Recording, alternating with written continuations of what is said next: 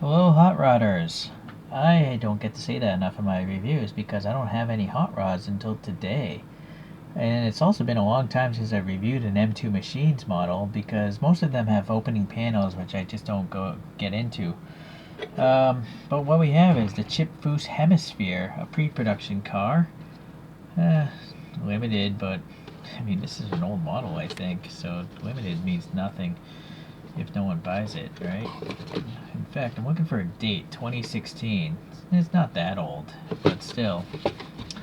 Alright, it does seem to be new. There's M2 tape on this thing. I've never seen that before. Seems like there was a Landspeed Racer Foose Coupe. I think that has pontoon fenders. These are some sketches here by Chip Foose.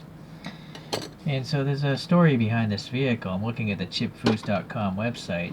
And the Hemisphere was a 16-year personal dream for Chip. In 1990, during his senior year at Art Center College, there was a challenge by Chrysler for the students, and they had to design, a specific type of vehicle.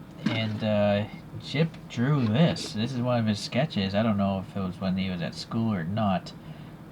It looks cool already. I could never draw like that. Anyways, he built a fifth scale model as students do at that school, and then it got a lot of recognition, and even an issue of Hot Rod magazine showed it off. Eventually, it actually influenced the design of the Plymouth Prowler and other retro vehicles like the PT Cruiser, or PT Loser as my old boss used to call it, and the Chevy SSR and the Chevy HHR, and I don't know why I can't get this thing out of the case. Here we go. That is a tight-fitting case. All right. So Chip actually started building this chassis when he was working for Boyd Coddington, another really popular hot rodder. I used to actually have Boyd Coddington wheels on my PT Loser, but they weren't clear coated. They got dirty in like a day. This screw is... Alright, anyways. He didn't finish it when he was working for Boyd, but he'd signed a deal with a die-cast car company, and that gave him the money to finish the project, and ultimately 5 of these cars are built. So, I don't know for how much, but it must have been expensive. It was powered by a Hemi engine, hence the name Hemisphere. I believe it was a 6.4 liter V8, but correct me if I'm wrong. Here's a photo. I feel like I've actually seen this car in person. I lived in California for 9 years, so I either saw it at an Art Center car show, or possibly at SEMA, or some museum. It's definitely a cool looking car. It was not very practical having no fenders. I'm not even sure if this how you could drive this legally without fenders, but maybe the people that bought them never drove them. That's Chip himself and probably the diecast company that made his model. Okay. So let's take a look here. Oh, sadly there's a contaminant in the paint. Oh well. It's a nice metallic green. It's not a normal green. I don't know how to describe it. It's olive green? I feel like there's a little bit of yellow or bronze color mixed into that green. You can see the metal flake there for a hot rod. I think is perfectly fine.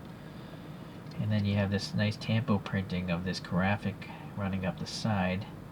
The panel cuts are pretty decent. You got the Foose logo there. It's actually quite legible. Let me zoom in a little for you there. Yep, very, very legible. You're not going to have door handles on a roadster like this. Everything's shaved and clean. These tires, well, they leave a bit to be desired. I mean, these look like moon exploration tires, right? With these side blocks. Street tires simply have a round circle. You don't see the tread of a tire in most street tires. So these look like truck tires or something, rally tires or something like that. The wheels do look nice though. You can see some lug nut details there. No brakes though. And yeah, you do have the tread there. So yeah, 2016 cast line, and then also M2 is right here on the differential. Tells you what the car is. So yeah, who made it, when it was made, and what it is. That's what I like to see on the bottom of a model. It's also screwed together, which is great. So if there was a problem or for some reason you want to customize it, you could pretty easily.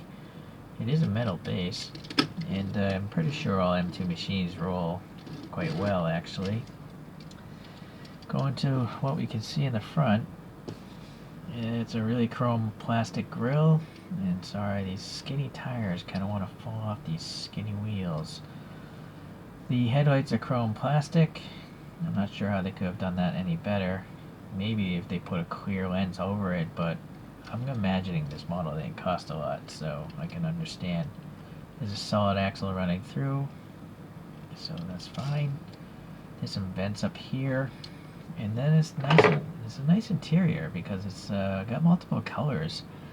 It's got like a greenish gray dashboard and center console, and a black stick shift, that white steering wheel, and then this engine is orange and chrome and silver. It's not the greatest detailed engine, but it's better than nothing. This black roof. I believe this whole body is made of carbon fiber, on the real car, of course. And look how shallow the windows are. I mean, that's just the way this thing is. It's an impractical but cool looking hot rod. Foose on the license plate, that's fantastic. It's not blank. You have some depth to the exhaust tips. And then a really nice transparent red tail section here. And I think it's printing on it, but this can be hard to see. Yeah, Hemisphere. There we go. So, yeah, it's pretty good. I really like the thickness of this taillight section. Very nice. Yeah, the treads are okay. Got some vents in the back there as well. So, very minor QC problems, you know, it's something right there and something on that side door, but otherwise it's pretty good. I mean, there's no paint rash developing, which is nice. I get a lot of paint rash on my models, so it's nice to know that M2 at least makes a model that can last for more than 5 years. Alright, and they don't have opening panels that just create all these dark lines. That really irks me.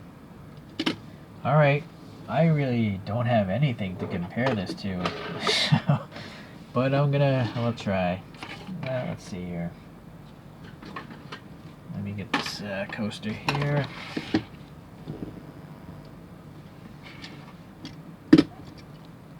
So, in spirit, I have a Lotus 7 here by Kyosho. I wanted to pull this out because this Lotus 7, I have seen people driving this on the road. It's a tiny car. It looks like a complete death trap, you know, being that low to the ground with almost no door.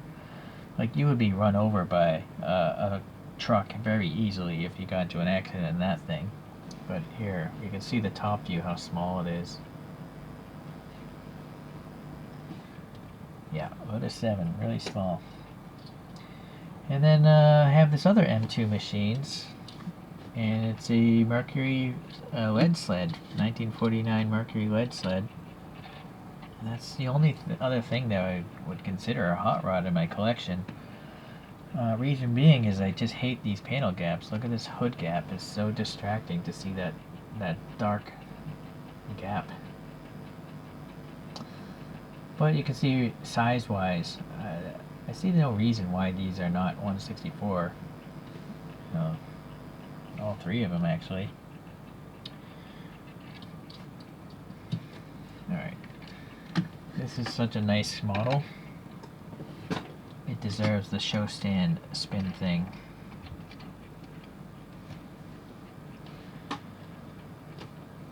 So I don't really follow what Chip Foose is up to these days. I'm sure he's designed many cars, and congratulations. I think it's fantastic. You know, it's nice to see someone with such great talent put his two-dimensional drawings into three-dimensional form, and most likely makes a lot of money doing so.